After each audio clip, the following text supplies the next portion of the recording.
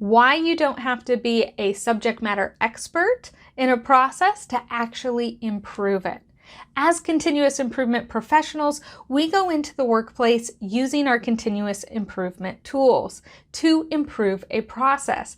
But sometimes we don't know that much about a process. We might not understand the details of it, but can you still improve it?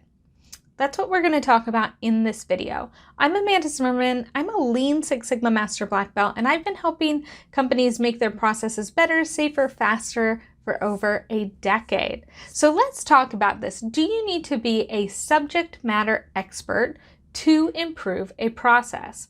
Now, my perspective is absolutely not. You are a subject matter expert in continuous improvement tools. Now, you can use that tool set in any industry to solve any problem that you want to solve.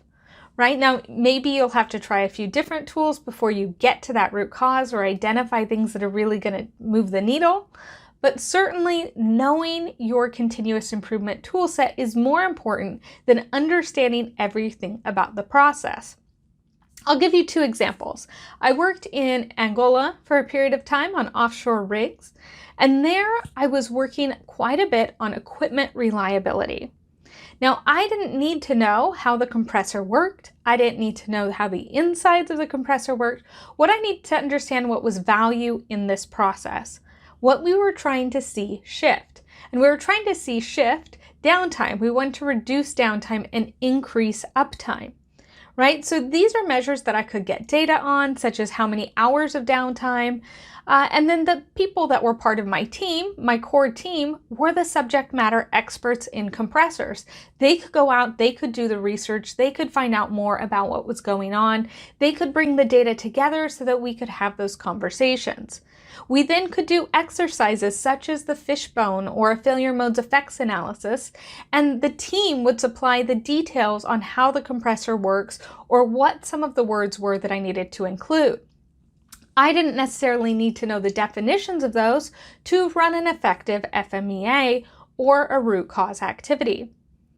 Another project that I worked was with a software team. Now, when I worked with this software team, I went into the meeting not intending to do a 5 why exercise or a failure tree exercise, but just talk about their process.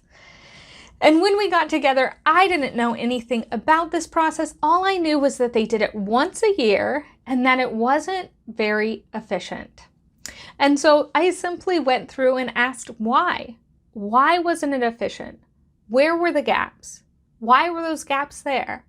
Right? And we were able to do a failure tree exercise with all the acronyms, all the information that they knew about the problem, about the process, because they were the subject matter experts, and they were able to leave with something that was actionable.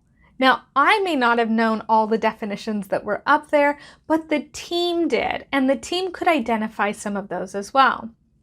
Now, there's one more reason why it's good if you're not a subject matter expert. When you're a subject matter expert, quite often you get too close to the problem. Now, when you're too close to the problem, this can really cause some biases. It can help you be distracted from actually using the tools effectively. So it's great when you have that subject matter expert team with you, but when you don't know, you start to ask those why questions that really get at the heart of the matter that maybe somebody more seasoned wouldn't have even picked up on. So that's why you don't need to be a subject matter expert to improve a process.